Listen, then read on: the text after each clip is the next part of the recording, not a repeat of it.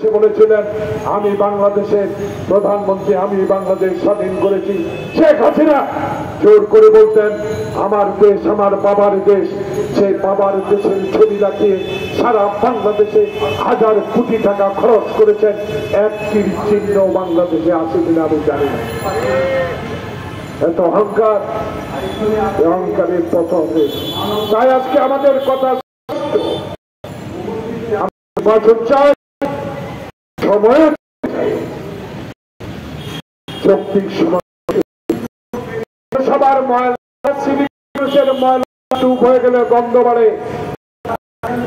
যদি পরিচ্ছন্ন কর্মীগুলো না করে পাশে গিয়ে আসতে পারে না।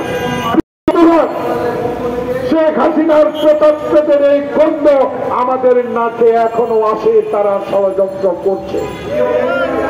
এই ষড়যন্ত্র থেকে আপনাকে বের হতে হবে, কারণ আপনার মানসিকতা হলো বাংলাদেশের 18 কোটি মানুষকে আগামীতে এমন একটি নির্বাচন উপহার দিবেন। সেই কথা নিয়ে আপনি আজকে ছাত্র বৈষম্য জনতার আন্দোলনের প্রধান উপদেষ্টা। আপনার বিরুদ্ধে কোন অভিযোগ আমরা তুলতে চাই না, তোলার কোন প্রয়োজনীয়তা নাই, কারণ আপনার মতো একজন স্বচ্ছ ব্যক্তি আমাদের এখন প্রধান উপদেষ্টা। আপনার করণীয় অনেক, আমরা জানি আপনার আশা অনেক। আপনি আমাদের উপর ভরসা করতে পারেন।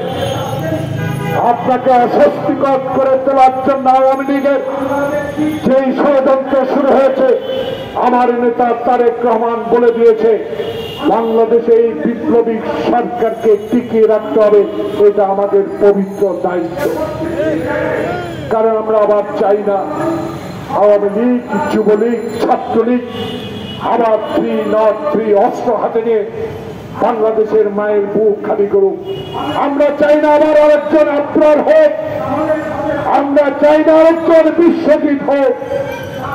আমরা চাই বাংলাদেশে আপনার নেতৃত্বে এমন একটি নির্বাচন হোক, যে নির্বাচন বিশ্ববাসী গ্রহণ করবে, যে বিশ্ববাসী নিউ ইয়র্কে আপনাকে স্বাগত জানিয়েছে, বুক ভরে গিয়েছে, আশার আলো আমাদের জানিয়েছেন আপনি। আপনার মতো একজন পবিত্র সৎ ব্যক্তিকে বাংলাদেশের মানুষ পেয়েছে, কিন্তু 2 মাসেও আমরা আপনার থেকে প্রত্যাশা পূরণ দেখতে কিছুটা মন্তর গতি বলে মনে হচ্ছে। সরাতে হবে আবর্জনা, গন্ধ সরাতে হবে, কারণ মুগ্ধ আর খোকনের কবরস্থানে ফুল গাছ অনেক বড় হয়েছে। তাদের ফুলের গন্ধ আমাদের এখনো শোভা পাচ্ছে।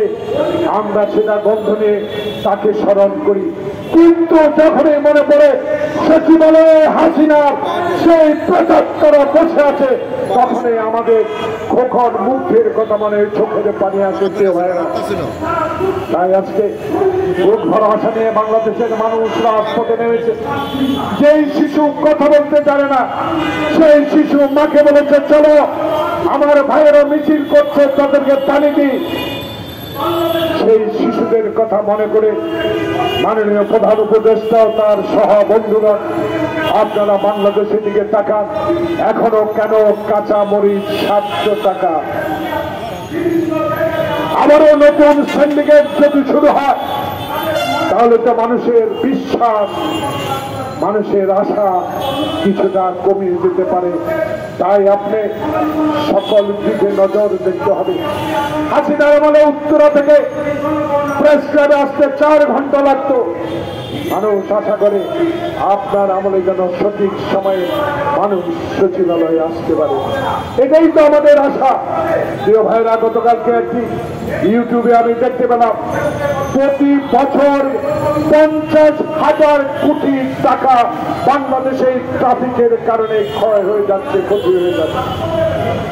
তাই আজকে সব দিকে আপনাকে খবর রাখতে হবে। শুধু সংস্কার নয়, সংস্কারের সাথে সাথে জনগণের কথাগুলো আপনাকে স্মরণ করতে হবে।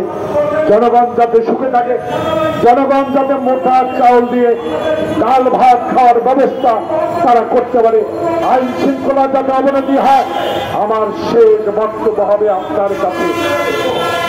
হাজার হাজার অস্ত্র, এই অস্ত্রগুলো কেন এখনো উদ্ধার হয় না? এই অস্ত্রগুলো কোথা আছে?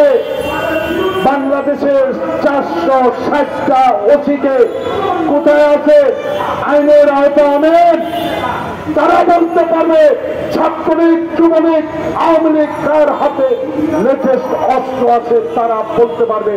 এখন তাদেরকে এনে অস্ত্র উদ্ধার করে অবশ্যই করতে হবে।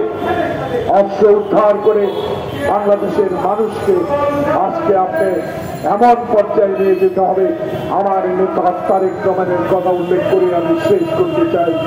তারেক রহমান বলেছে, বাংলাদেশে 16 বছর আমরা রাজপথে ছিলাম, আমাদের আত্মত্যাগ করে অংশে কম নয়।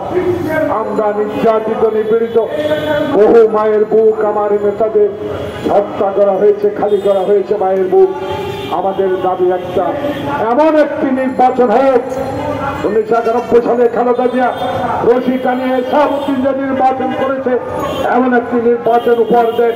মৃত ব্যক্তির ভোটে নয়, জনগণের ভোটে বাংলাদেশের তারেক রহমান ইনশাআল্লাহ প্রধানমন্ত্রী হবে, ইনশাআল্লাহ প্রধানমন্ত্রী হবে। আল্লাহ হাফেজ। বাংলাদেশ জিন্দাবাদ। বাংলাদেশ শহীদ প্রেসিডেন্ট জিয়াউর রহমান অমর হোক। খালেদা জিয়া জিন্দাবাদ।